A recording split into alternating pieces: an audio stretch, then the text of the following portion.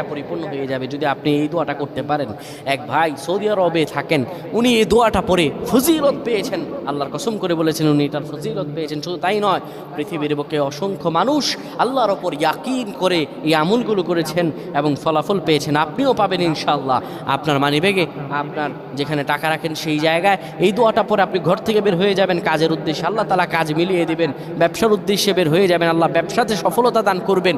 সকল কিছুতে আল্লাহ রাব্বুল আলামিন আপনাকে সাফল্যমণ্ডিত করে দেবেন।